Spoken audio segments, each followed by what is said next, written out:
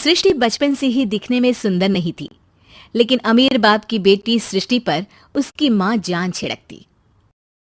मेरी बेटी कितनी प्यारी है, भगवान सबको सृष्टि जैसी बेटी दे। सृष्टि धीरे धीरे बड़ी होती है।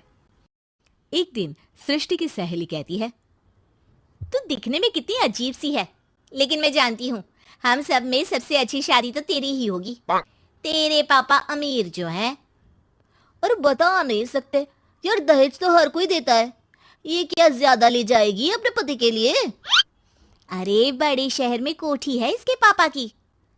अरे पापा की है ना, कौन सी इसकी है? इसकी होती तब तो कोई भी लड़का इससे शादी कर लेता। अरे पापा की मतलब पापा की है तो मेरी ही है ना?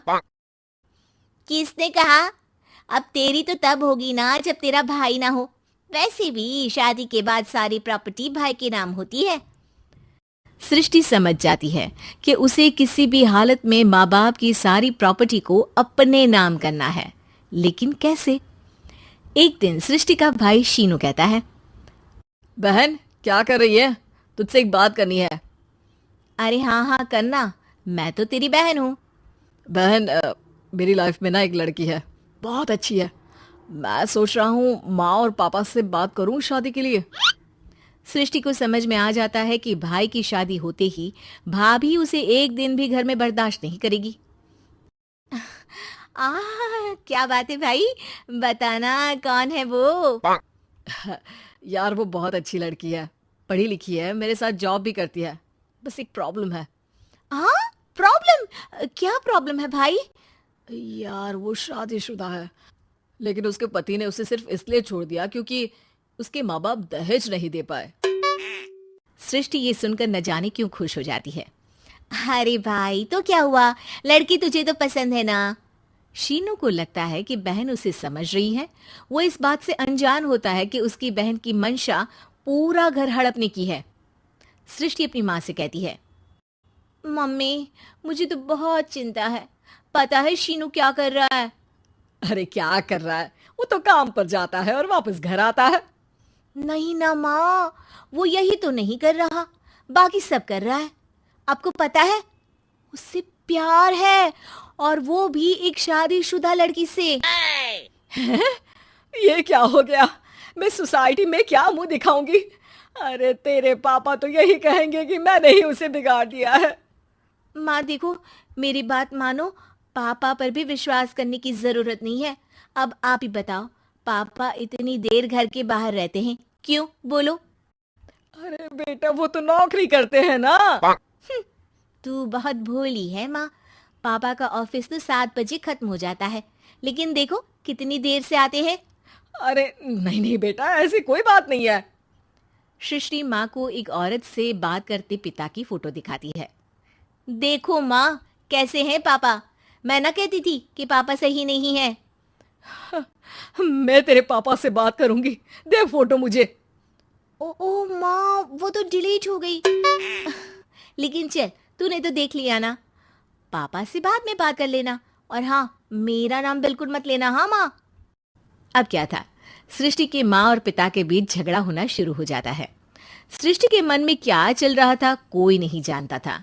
एक दिन, माँ सृष्टि के लिए एक लड़का देखा है, वो लोग शाम को उसे देखने आने वाले हैं। और हाँ माँ, एक खुशखबरी, मैं और पापा मिलकर एक नया बिजनेस ट्राई कर रहे हैं। शाम को लड़का आता है, सांवले रंग का।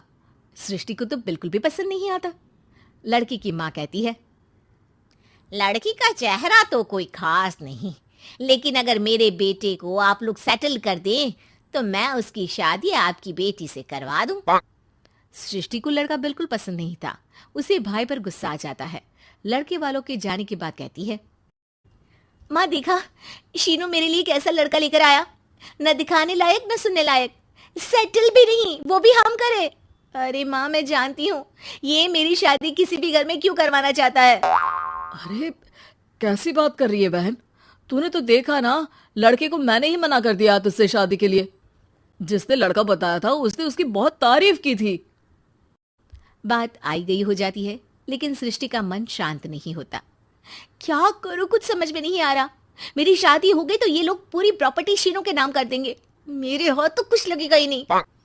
तभी सृष्टि को आइडिया आता है। वो किसी वकील को फोन करती है। जी देखिए, अगर आपके मम्मी पापा का तलाक हो जाता है तो आपके पिता की आधी प्रॉपर्टी आपकी माँ के नाम हो जाएगी, फिर उसे वो किसी को भी दे सकती है। सृष्टि अब माँ को बेटे के खिलाफ भरती है। माँ, शीनू पर नजर रखा करो, वो जिस लड़की के प्यार में है ना वो शादीशुदा है। यहाँ आएगी, सारा पैसा, रुपया, जमीन, जायदाद सब हड़प लेगी। पापा का भी हाल तुमसे छुपा नहीं है। ऐसा ना हो कि मैं और आप एक दिन सड़क पर भीख मांगे।